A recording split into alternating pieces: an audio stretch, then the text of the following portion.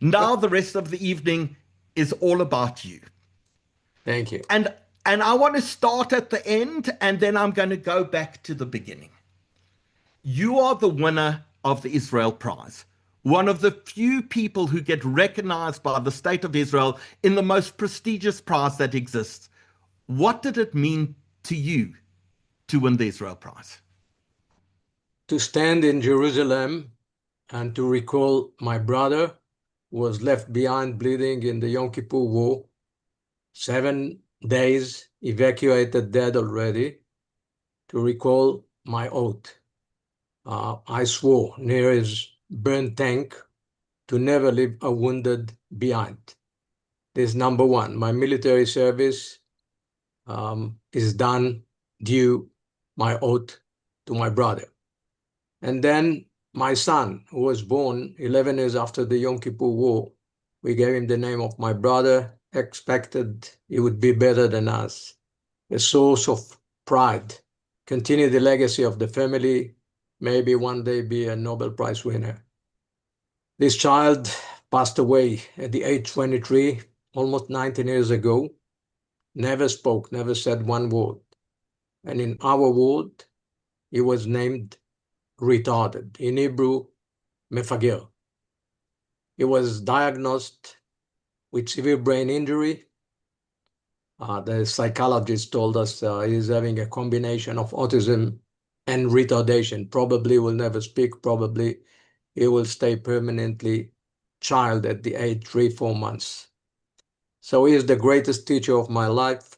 He taught me what does it mean being stereotyped, stigmatized. What does it mean being Jew 2,000 years and fingers point at you and saying, you bloody Jew. Here in our beloved country, our son was discriminated. And for him, I did my oath to change Israel's society, to make tikkun olam. But first of all, I swore to love him, never leave him behind.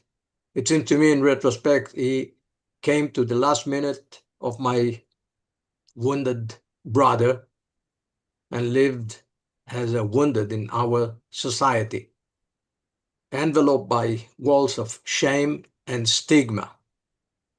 And for him, where we built a village for severely disabled children like him, but not only for disabled from birth, but also for wounded, for soldiers, for ordinary people, all of a sudden having terror, bullet in their body, lost arms, legs, or maybe road accident or brain stroke or heart stroke.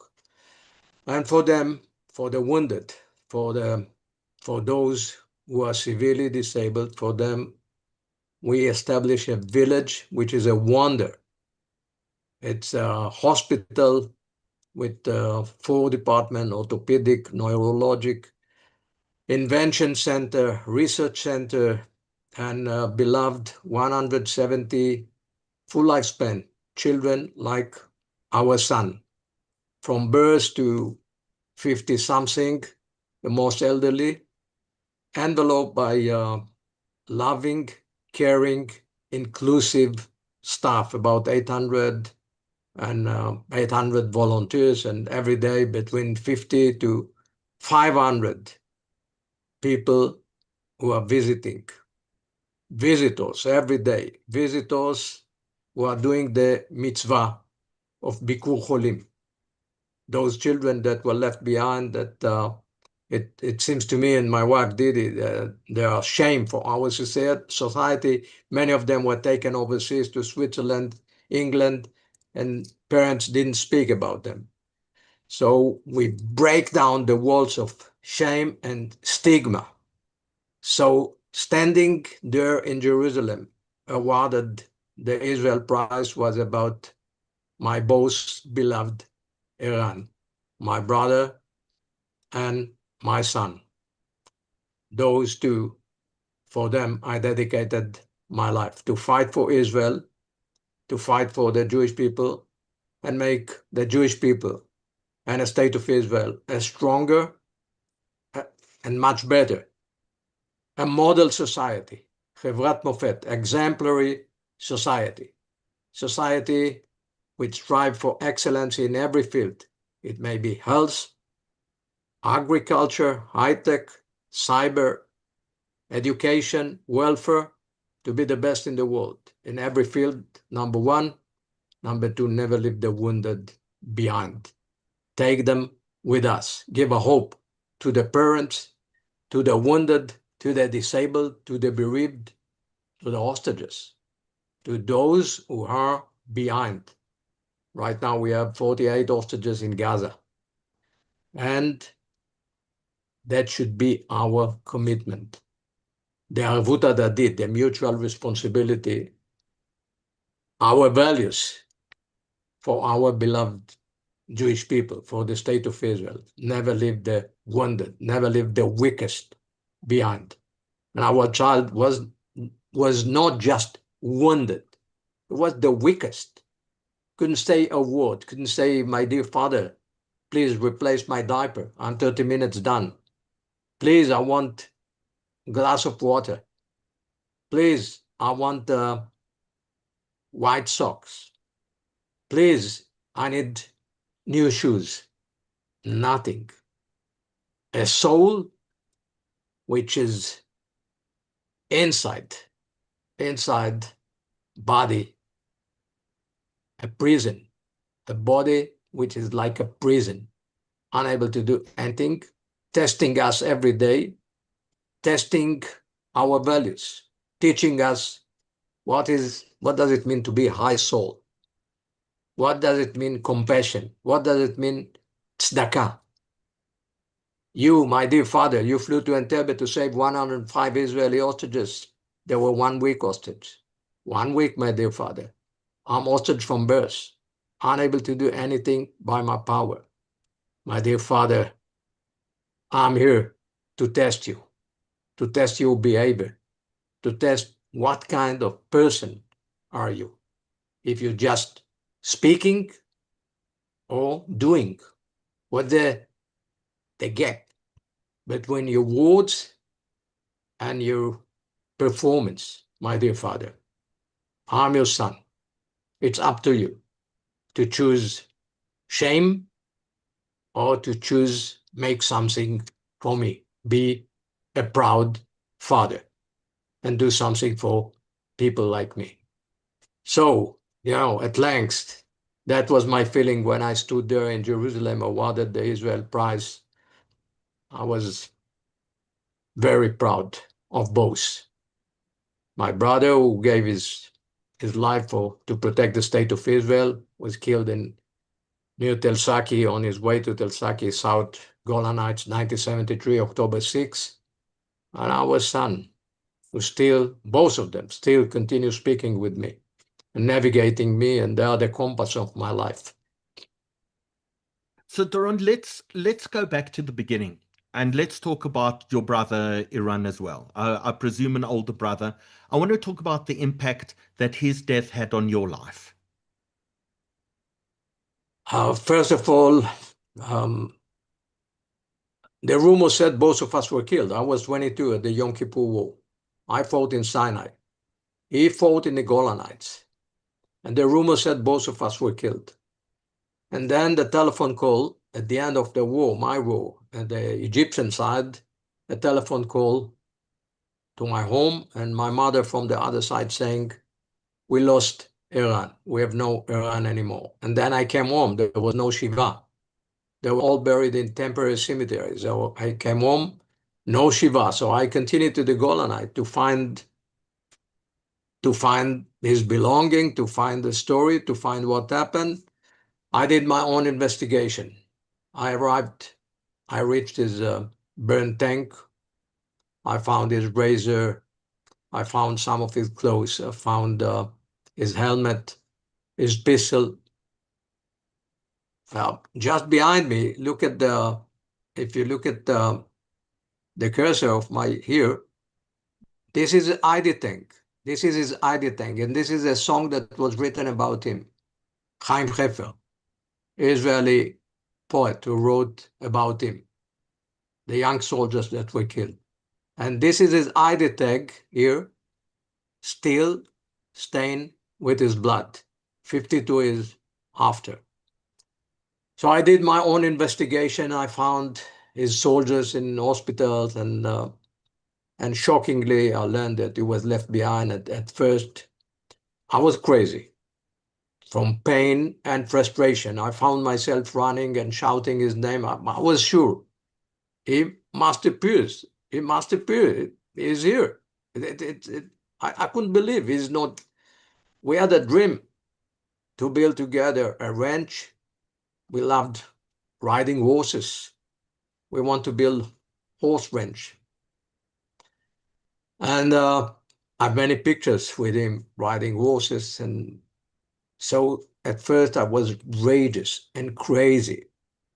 And I also blame those who left him bleeding at the first day, the first night of the Yom Kippur War, when they were few against many. But he brought me, my bleeding brother, to a guilt feeling, to feel if I was there, I would save him. Of course, I would save him. And all my life, I would continue feeling guilt about not being with him, not evacuated him. So my military service was for him, was my oath to my brother. So I participated in hundreds of battles, and luckily I'm in one piece. I lost many on my right side, on my left side, or behind me. And I felt he is watching me. He is my brother. He is watching me. As you know, I'm the first soldier to land in Entebbe, the last to leave the Entebbe airfield. Many, many battles against terrorist leaders, So targeted. can we pick up and select a few of those stories maybe you to tell us? And I want to start actually with the massacre of Israeli athletes at Munich and what happened after that. Maybe you can tell us about your story and your involvement. Okay, September 1992, 11 Israeli sportsmen were killed in Munich Olympic game. And shortly after, Golda Meir decided to hunt down the terrorists and to reach each one of them. I participated the first one in Tripoli. We came from the sea with a naval commander. We landed march at night, about 11 kilometers, and penetrated to Tripoli. Not Tripoli, the town Al-Badawi, what was a refugee camp. And then we moved from room to room, from building to building. And my force, I was heading a force who killed 18 terrorists from 1 meter distance. I found myself at the end taking 2 Kalashnikov from terrorists who aimed at me from 1 meter. I was quick enough to kill them before they killed me. And then we evacuated by helicopters back to Israel. On a flight back, my commander, Uzi Airi, Colonel Uzi Airi, knew that I'm having 2 Kalashnikov. He asked me one as present, and I gave him near the cockpit. And he was killed later. Uzi Airi, 2 years later. That was his personal weapon in the Yom Kippur War. And when terrorists penetrated to Tel Aviv Savoy Hotel, 1974, he joined the Sayeret Matkal. He was before, he was also commander of Sayeret Matkal and was killed in action. Chief of Staff Mota Gur did his eulogy and said Uzi was killed holding the Kalashnikov. He got a present from Tripoli. So that's some of the memories from the first action that our Prime Minister Golda Meir ordered us to hunt down the terrorists. So that's one of many operation. So in fact, we did a number of webinars, 2 webinars, in fact, about Sylvia Raphael, who was a South African Mossad agent, who led a number of the missions to go after some of the people involved in the Munich massacre. Died in Pretoria, and her remains were then taken and buried on a kibbutz in Israel. Participated, by the way, I participated in many operations of Mossad as the last to get behind enemy line and the first to get out. They brought the intelligence, and I led many missions. One of them saving life of pilot who ejected over Beirut, Lieutenant Colonel Mickey Leb. November 20, 1983, he led 8 Israeli airplanes to bombard Hezbollah targets. It was shot down 2 p.m. It was shot down by Hezbollah fire. And at that time, I was in some preparation of other mission together with Shayetet 13, and then I got on the red line order, 2 Sikorsky helicopter going to land and take you to Beirut. I said, what happened in Beirut? Said Lieutenant Colonel Mickey Leb, ejected, now held by terrorists, you go and bring him. 2 p.m., he ejected. 8 p.m., he was back in Israel.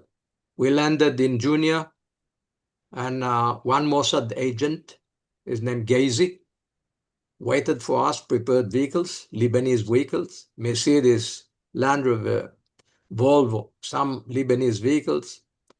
And then we penetrated to Beirut, the Dahya area. We found these captors. We surrounded, enveloped them, negotiated, aiming to kill them. And as I said, 8 p.m., he was back in Israel alive. We stayed there for more 24 hours. Mission, many missions in Sudan to bring Jews from Ethiopia.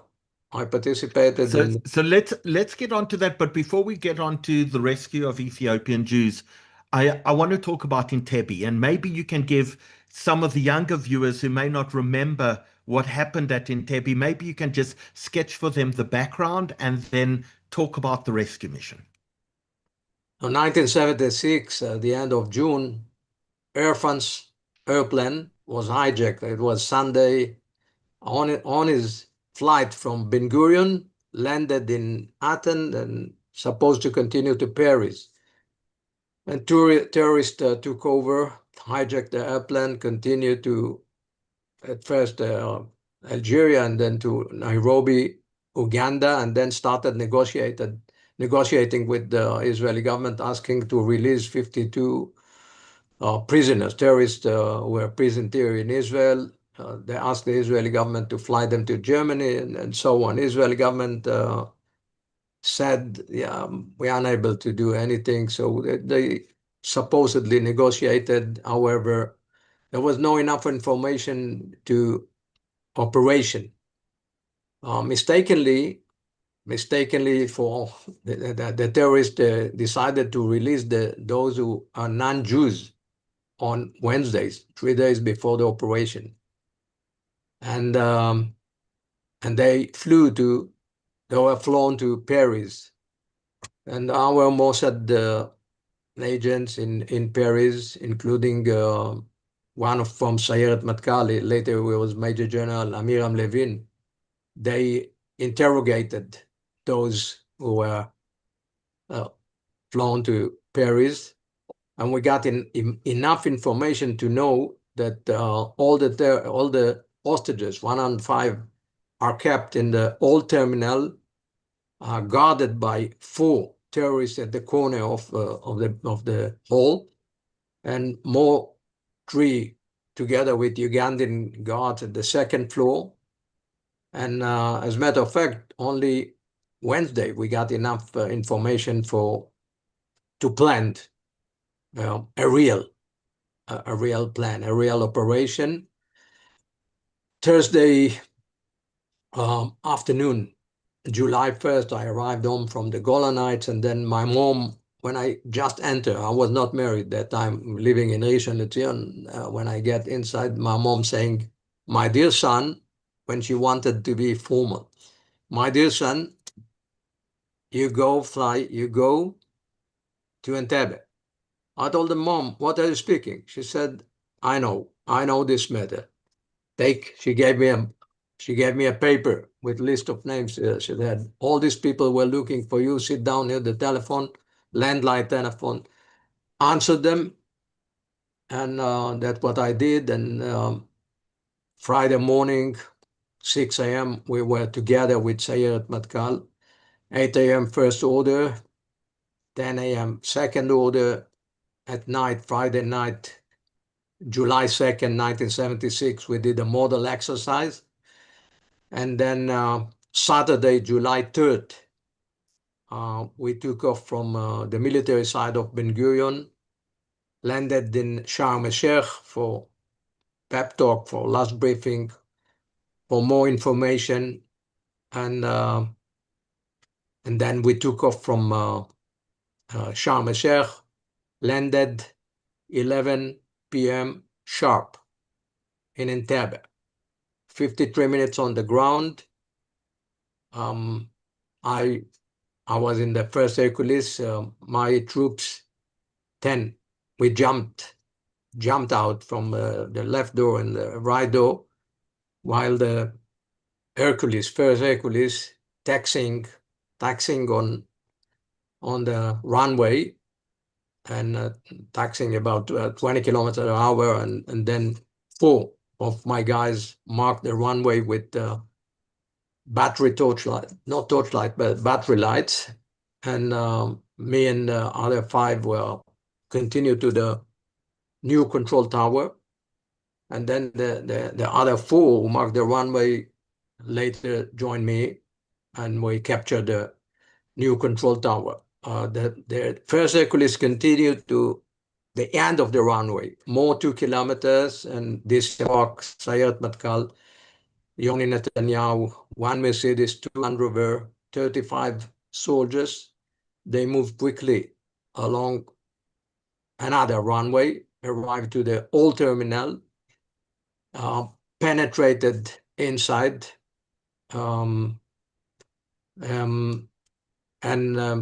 luckily, the first hit, or before they arrived, the engagement with the 2 Ugandan soldiers, they shot them and didn't succeed to kill them with a silencer. There was one big burst of one of the soldiers from Sayeret Matkal, Pinchas Buchis, later known as Brigadier General. However, I thought, well, we lost surprise.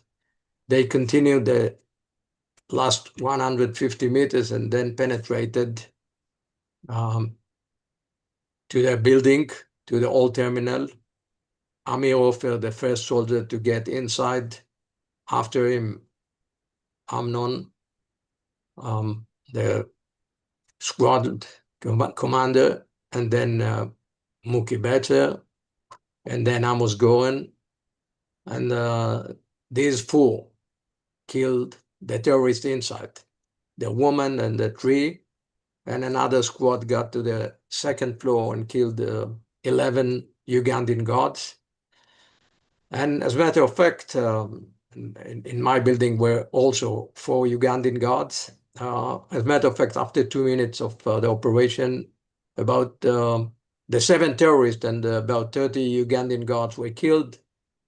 Number 4, Hercules, got the order to reach the old terminal, and the hostages, 3 of the hostages were killed from fire exchange, but 102 altogether, there were 105, 102 evacuated, embarked to the number 4 Hercules. By the way, the first Hercules landed first. 7 minutes after the first landed number 2, 1 minute after number 2 landed number 3, 1 minute after landed number 4 with the medical evacuation team, and only number 4 got the permission to get closer to the old terminal and embark the hostages together with Sayeret Golani. They flew first. Number 4 was the first to take off. And later we continue also to Nairobi. In Nairobi, we refuel the Hercules. One of the soldiers, one of my friends, Ershka Surin, wounded, badly wounded, got a bullet here. And he was treated by two doctors in number 1 Hercules. Yoni Netanyahu was the only soldier to be killed by running toward the old terminal. Yoni was killed by a fire from the old control tower. That's not the same control tower that I took over. My control tower was at the other part of the airport. So number 1 took off. Number 4 landed. We all landed in Nairobi, refueled, and then flew back to Israel. Only number 4 landed in Ben Gurion, welcomed by Prime Minister Rabin. Shimon Peres was the Minister of Defense. Motagu was Chief of Staff. We, the other 3 Hercules, we landed in Tel Nof Air Base, also welcomed later by the Prime Minister, Chief of Staff, Minister of Defense, and then I phone home, tell my parents. And then when my mom heard my voice, she said, first question, I said, I'm home. She said, who was killed? I said, what are you speaking? And she said, from 3 a.m. in the morning, Israeli radio saying there was operation in Entebbe, successful operation, one of the high-ranking officer wounded. So I understood one is killed. I was major at that time. Yoni Netanyahu was my friend. I said, Mom, this is Yoni. I knew Yoni very well from 1972. We enlisted soldiers to Special Forces, 1972, November 1972. 1973, the Yom Kippur War, he fought in the Golan Heights, but I met him 1974. We did operation together. We did operation in Syria, in Mount Hermon. We share experience of the Yom Kippur War, shared our losses. And that was great grief and sorrow while flying back and knowing Yoni is not anymore with us. However, this is I think it's something very unique to participate in such a mission to save life of 102 hostages in an operation which is part of the military pantheon forever, one of the greatest operation in modern history of military operation. Doron, did this start a relationship between yourself and the rest of the Netanyahu family with people like Bibi, the current prime minister?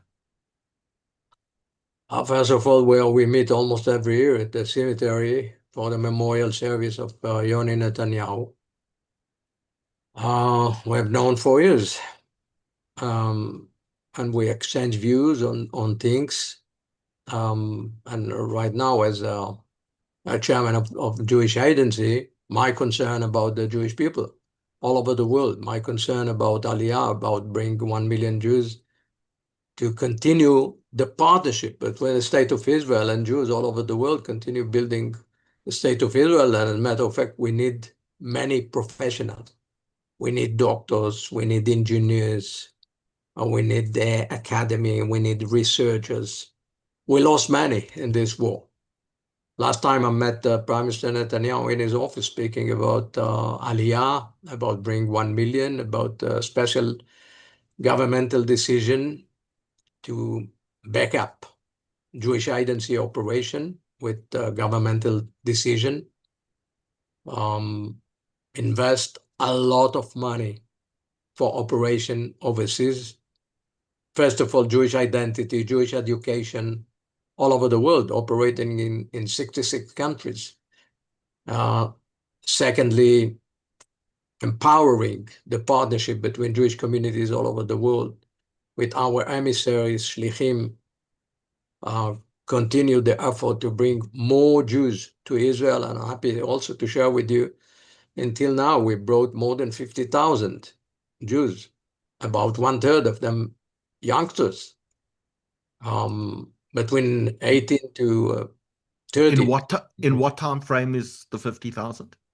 Since October 7 until now, until today, Already. more than 50,000. I call them Aliyah of the brave one. Those who arriving to Israel at this horrific time when Israel failed on October 7, and we So lost nearly 2,000.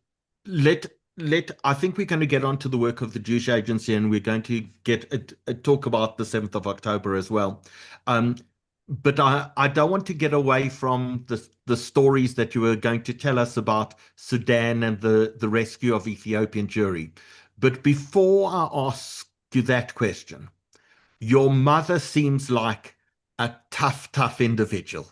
Tell us about that upbringing that you came from, and tell us about your parents and the fact that you're flying around the world, you're on missions around the world, and how do they react to you going into Sudan, going into Ethiopia, going into Libya, going into Lebanon, going into Uganda? How do your parents react? Because there's a human part of it, and there's of course also an ideological part of it. My parents born in here, in Eretz Israel, under the British mandate. They wanted in their life one thing, only one thing, to throw away the Brits and have a state. And have the first, after 2,000 years, have a Jewish state, the third temple. For them, the most dearest thing was the state of Israel. My mother testimony said, I haven't seen my mom crying, never. But her testimony, I have a video testimony of her, November 29, 1947, the United Nations Declaration 181, two-state solutions. At that night, she cried. They danced horror, and she cried. So I have a 4-minute video of my mom. She's speaking about her cry. And she was also taken when she was 16 and a half. She was in kibbutz, Ma'abarot, and 2 years before, 1946, June 1946, she was arrested by the Brits, taken to a prison in Latrun. Latrun is an army memorial. She was taken and tortured. And about 2 weeks and a half, she was tortured. They wanted to know who are the commanders, where the weapons. The weapons, it was illegal to hold a weapon. And she didn't say a word. And many times she told us, the Brits arrested me, tortured me. I didn't say a word. Later, she took us to the kibbutz to show where the weapons were, who were the commanders. She named the commanders. But in prison, she didn't say a word. She was very tough. Very, very tough woman. Later, July 12, 1948, when the Egyptian attacked Kibbutz Negba, she was there. Many were killed. All the cows were killed. Children evacuated. And she is sitting, people around her under pressure, speaking in the radio, and she's smiling. I don't know who did the picture. A beautiful picture of my mom smiling, like, what the hell? Who are this Egyptian? And among themselves, they said, if we fell in Kibbutz Negba, Tel Aviv fell. Later, about my mom, she passed away 3 years ago. At that day, she cried, November 29, 2022. And my third brother, my second brother, was killed. My third brother joined Sayeret Matkal. He was 14 years old during the Yom Kippur War. In his eulogy, my third brother, he said, number one, he did his own testimony on my mom conversation with me after the Yom Kippur War, when I reached telephone, when she announced me that my second brother was killed. And then he said, when he was 17, he accepted to Sayeret Matkal, and my mom taking him to a lawyer to sign. She agrees that he continues to a combat unit, to Sayeret Matkal.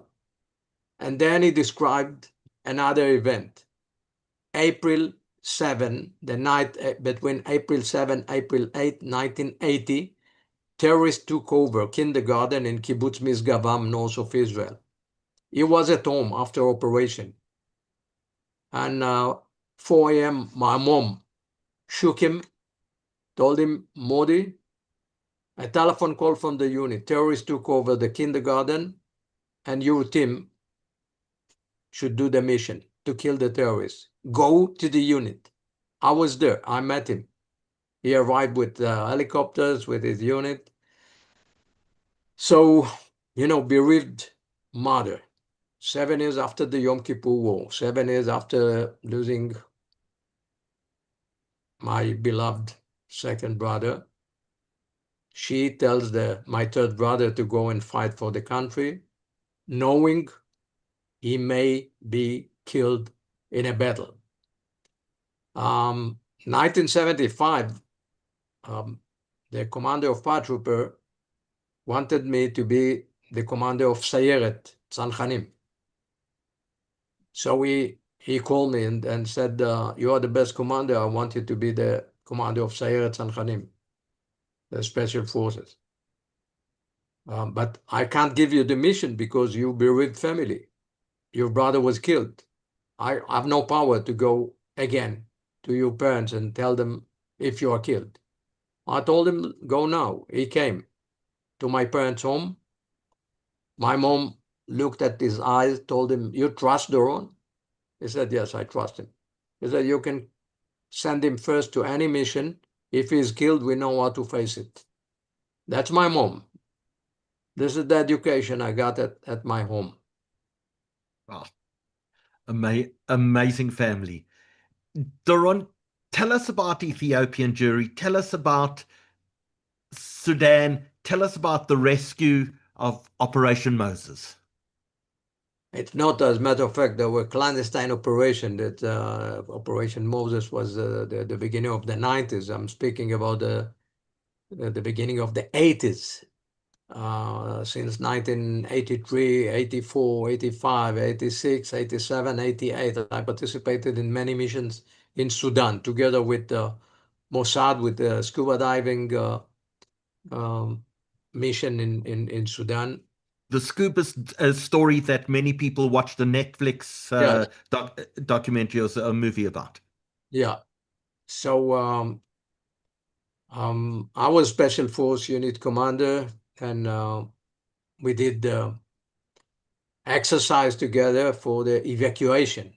The mission of the Mossad agent was to bring them by trucks to some place in the desert. My mission was to land with sometimes 2 Hercules, 3 Hercules, sometimes 4 Hercules, just in a desert, in open terrain.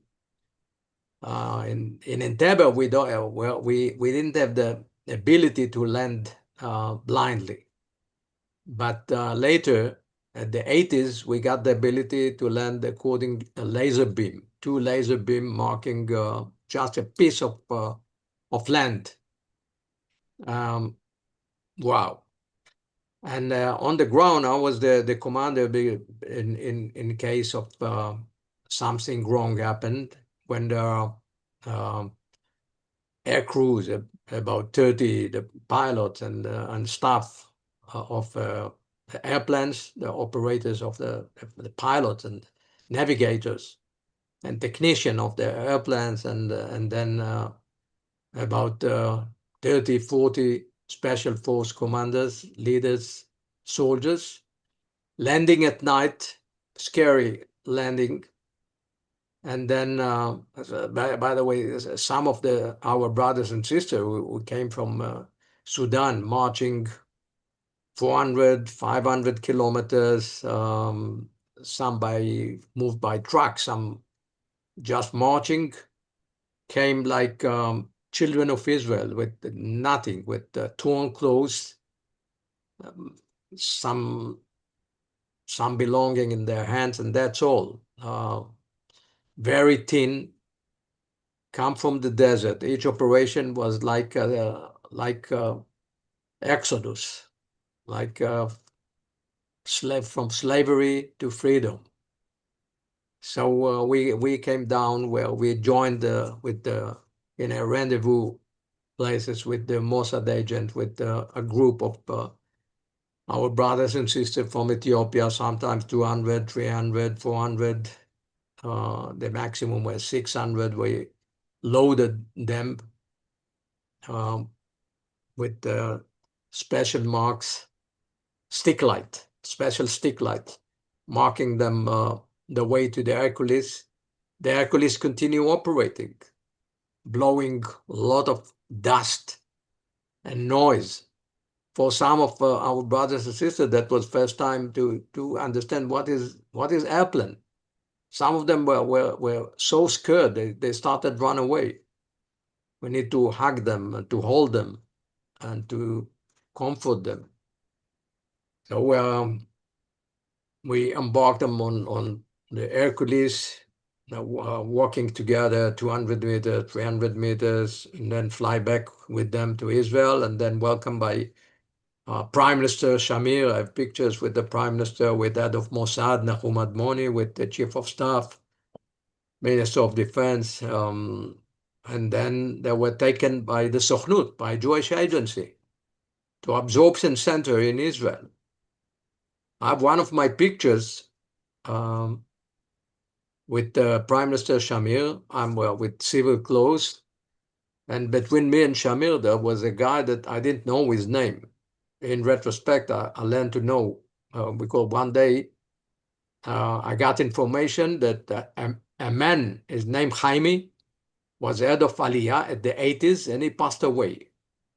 So I said, I want to go to the Shiva. I came to the Shiva, and then his son telling me, you know who was my father? I said, no, I know that he was head of Aliyah department in a Jewish agency. He said, no, you know him from the special forces. I have picture of you, Prime Minister Shamir, and my father. And he showed me the picture. I'm speaking, face to face. I'm speaking with the Prime Minister, and in the middle, Jaime. So, very moving operations, really great privilege to participate in such an operation, to bring Jews who prayed 2,000 years in Meshkachech Yerushalayim, who continue holding the Bible, praying the same Bible that we continue holding until now. And their language is different, but they are our brothers and sisters. Very moving operation, great privilege to lead such operation, to bring them home, to the only Jewish homeland, state of Israel. One of my favorite stories, we did a webinar on the rescue of Ethiopian Jewry, and the story was told to us that in the first people who came across and came to find Ethiopian Jewry, and the Ethiopians didn't realize or doubted they were Jewish because they had never seen white Jews before. They just presumed that all Jews were black. And I think that's a great lesson for all of us, that being Jewish has no color. And I can tell you that here in Israel, for years, they were discriminated, like my son. One of the worker in my village, a teacher in the kindergarten, she was from the Ethiopian, Sima Marsha. One day I came to the kindergarten. This kindergarten integrated ordinary children with disabled.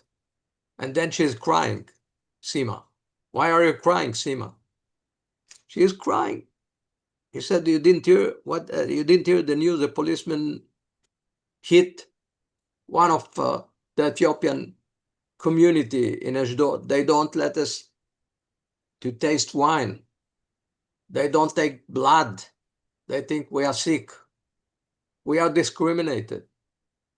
And she cursed. I hugged her. I told her, Sima, we love you. You are part of our people. And then she wiped her tears. And she said, bring more ordinary kids. I will teach them what is love. I will teach them what is ve'avta l'reacha kamocha. And she was, I spoke with them. When did you come to Israel? She came 1984, she was 12. 1984. I was the commander at the end of 1984. I was the commander of the operation, the commander on the ground. So yes, a chapter. What a chapter in my life.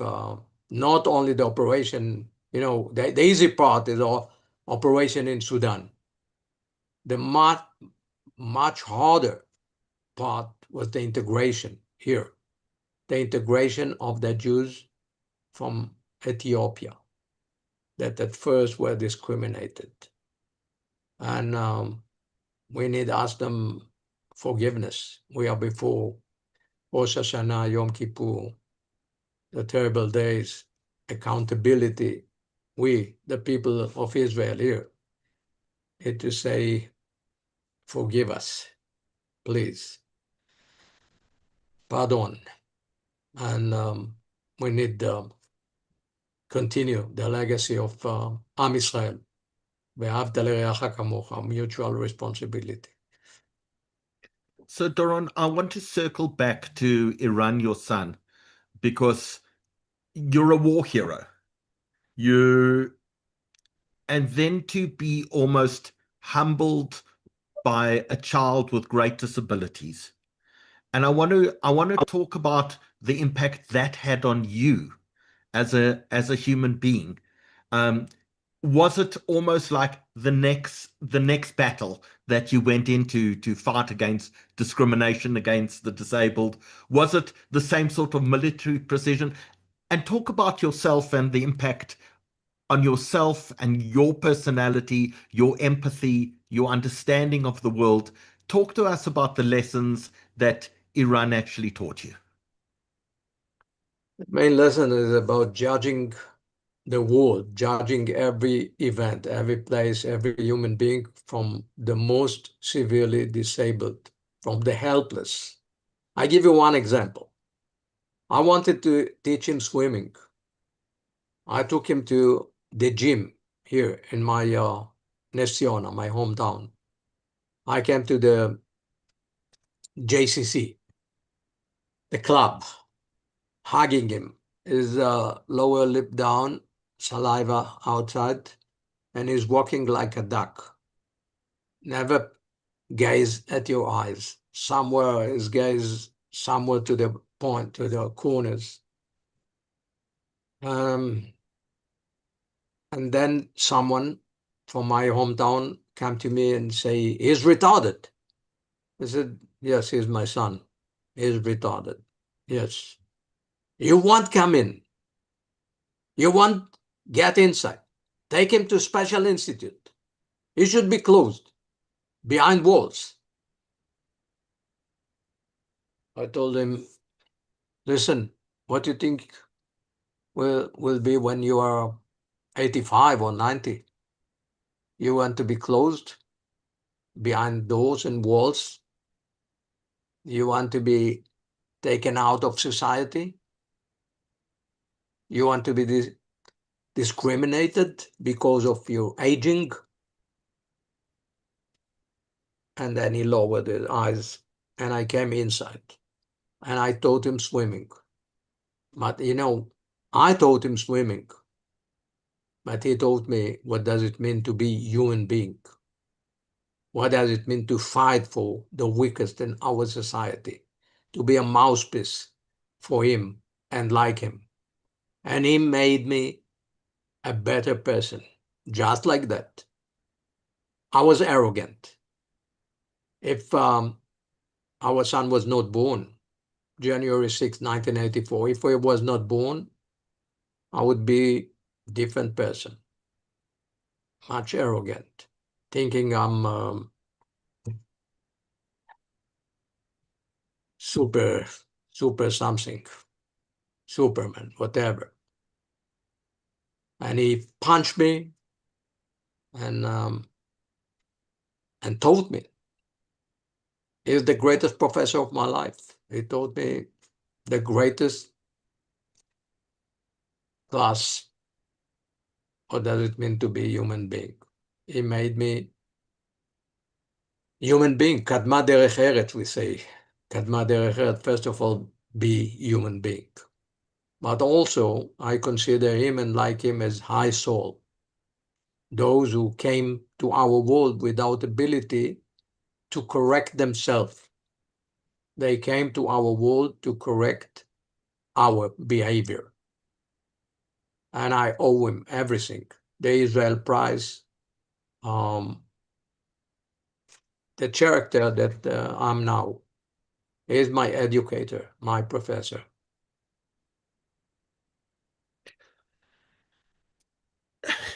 I think the last nearly 2 years have been very difficult for the Jewish people. They've certainly been difficult for Israel. So I want to talk about the 7th of October. Your family was impacted by that as well. All of Israel and all of the Jewish people were impacted. Tell us about your personal experience on the 7th of October. Horrible day. At first I didn't believe. Things like that may happen. So at first I got some WhatsApp at my home. Luckily, from my village, which is like near Ofakim, I was said everything fine, everything fine. So I told nothing. Later at noon, um, I got one telephone call from a relative of my family saying there is no connection with the Almog family in Kfar Aza. Afternoon, I did a Zoom briefing to the leadership of Jewish agency at the middle of the Zoom meeting. I got a WhatsApp that 6 from my family were killed in Kfar Aza. 6 are absent. At first they said the 6 were killed. Later, we got more information on what happened. I think 2 days later, we known that 2 were killed. Nadav Goldstein Almog and his daughter Yam was killed. We didn't know about the other 4. I think about 2 weeks later, I got information that they're hostages. Chen, wife of Nadav and Chen were friends since 14 years old in Kibbutz Kfar Aza. Nadav was soldier Sayeret Matkal. Both were 49 years old. Their bodies, the body of Nadav and his daughter Yam, 19 years old soldier, were found. And later, 2 weeks later, we got information the 4 from my family are hostages. There were hostages 51 days. At these 51 days, I thought they would be killed. Because of my operation in Gaza, because of some of the targeted operation against Hamas leaders, I was sure they would be killed. I couldn't sleep. Luckily, after 51 days, they returned. Then the mother with the second daughter, Agam, she was at that time, she was 17 and a half, and two boys, Gal and Tal, 11 and 9. I met them at the Schneider Hospital. I cried like I didn't cry. I haven't cried all my life. It was a volcano eruption. All my pressure outside. And then I heard first time the story of the hostages. I arrived to Kibbutz Kfar Aza shortly after, and I found their home with a lot of blood, bullets all around. And I found their neighbor's house, which is the Kutz family. I want to tell you about the Kutz family. The all 6 were killed, and they were found hung. The Kutz family, they did Aliyah from Boston 4 years before. The boys were basketball players. There were 5, as a matter of fact. A father, mother, 2 boys, and 1 girl. And there was a kite, a colorful kite, at the entrance of my family. And when I did some investigation on what is this kite, so I've been told by my family members, they planned, the Kutz family, they planned on October 7th, they planned international colorful kite display over Gaza envelope. That was the illusion, the dream of the Kibbutz Kfar Aza members. A colorful kite display on October 7th, Shabbat Simchat Torah. They wanted peace. They have never imagined one day to be slaughtered and killed in their home. Helpless, slaughtered, taken by wild beasts. So as you know, October 7, huge failure. 1,200 were killed, slaughtered. My wife's sister lived in kibbutz near Oz. 100 from 400 were killed and taken hostage. She was saved by her husband, Moshe Adar. Tamir Adar, the child of Moshe Adar, was killed. His body is still in Gaza. One of the 48 hostages is a body of Tamir Adar.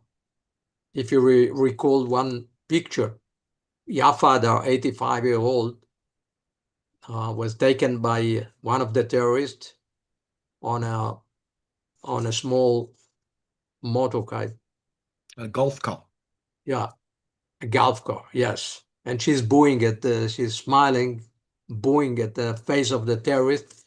She returned also after 51 or 52 days. Yafa Adar, she's still in Karmei Gat. But Israel, to make the connection to the current time, Israel in crisis. Kfar Aza, until now, is a ghost kibbutz. Nir Oz is a ghost kibbutz. The population didn't come back, nor to Nir Oz, neither to Kfar Aza, and some others. Many unable to come back. Chen, I just told you about Chen. She's unable to get back to her home. She won't come back. She's now in Kibbutz Faim. Next week, the body of Nadav and Yom, the daughter, right now the body is in Kibbutz Faim. Next week, we have a funeral in Kibbutz Kfar Aza. Bring back the bodies. But the family unable to return. When I'm speaking about 1 million Olim, need to understand many unable to return, many suffering trauma, and still there is war in Gaza, and many unable to return to north of Israel, many. You know, Kiryat Shmona is also about 50% of the population return. Metula, almost empty. Many kibbutzim. like Manara, still empty. We need people.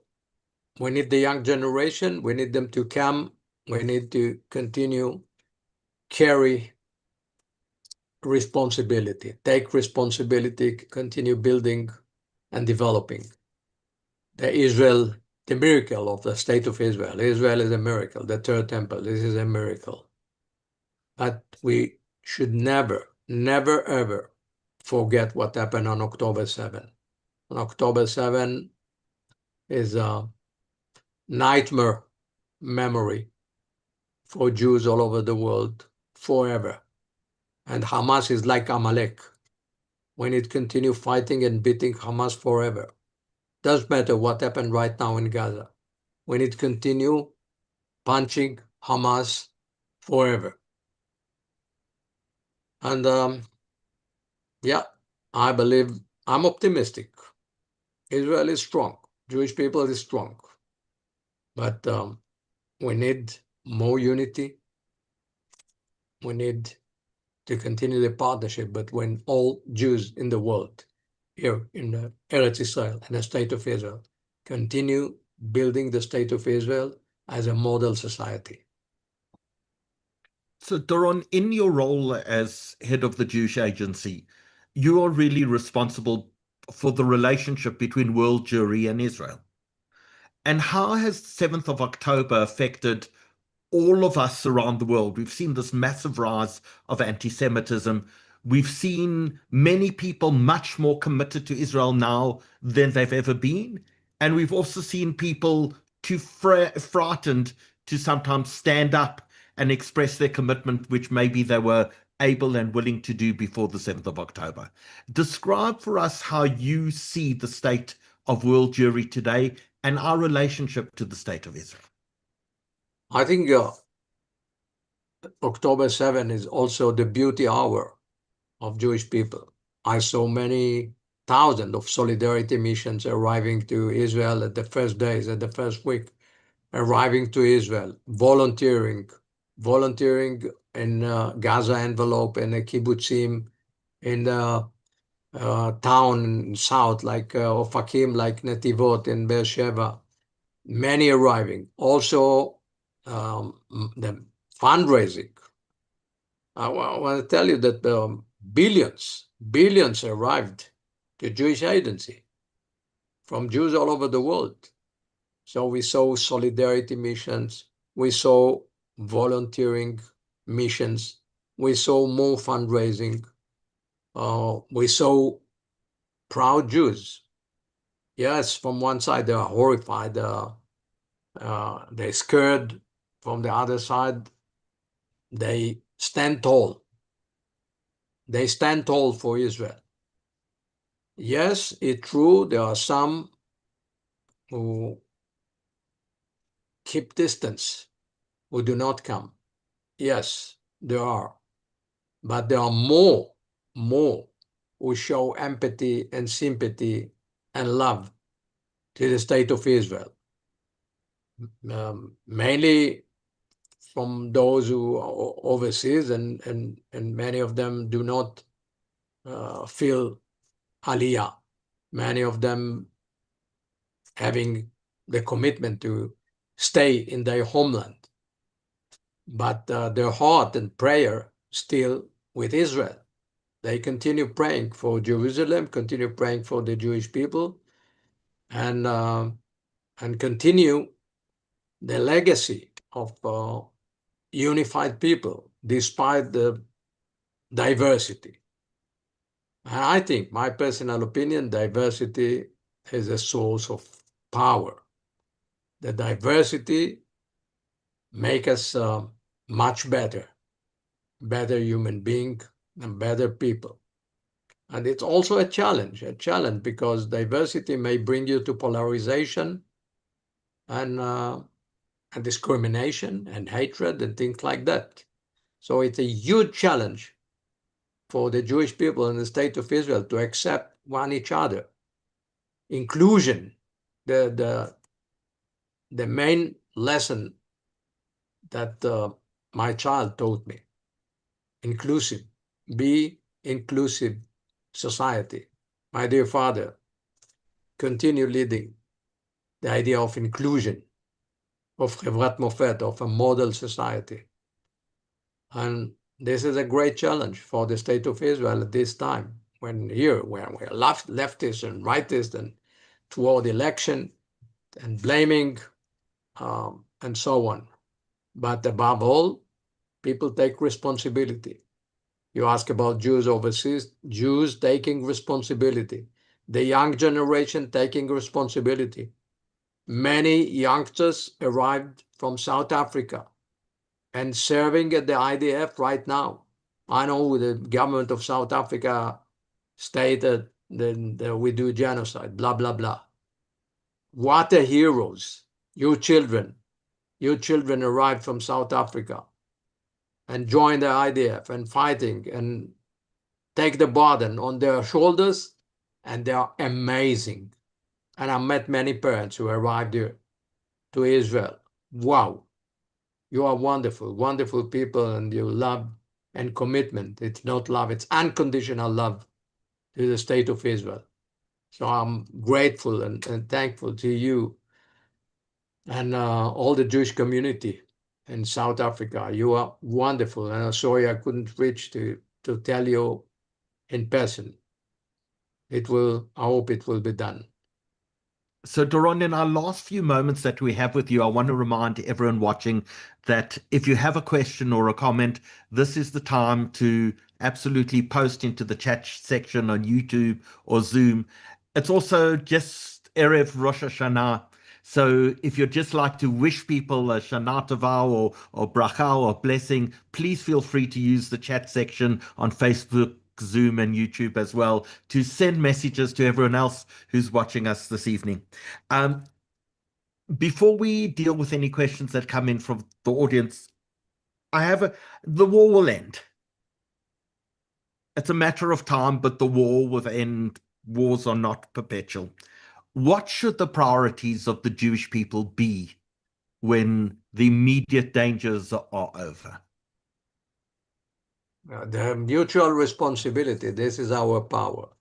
The mutual responsibility despite missiles and dangerous and risk all over, despite terror, despite horror. People standing tall, and this is our part. This is the spirit of the state of Israel. Like October 7, many youngsters jumped, took a weapon, and came to help and fight. The spirit of the Jewish people is a wonderful spirit. And this is something I'm very, very proud. And at just at the horrible days, the time of accountability, I'm telling myself, wow, I'm very proud on being Jew, on taking on my shoulders this mission to be the chairman of Jewish agency and have my own concern and translate my own concern and worries to Jews all over the world to some real operation on the ground for a better life, for a better, stronger, democratic Jewish state of Israel. And I wanted again to thank you and say Shana Tova, my blessing to all of you. Be proud on born Jew, stand tall on being Jew, and continue doing good things for the state of Israel and the Jewish community in South Africa. Thank you so much. Doron, when we sent out an advert for tonight, we said one of the most inspiring people in Israel, a true statesman, a true individual who has changed society. And I just want to thank you on behalf of our community for not only being so generous with your time this evening, but for the remarkable and inspiring role that you've played for all of world Jewry, the compassion that you've taught us, the lessons that you've learned from Iran.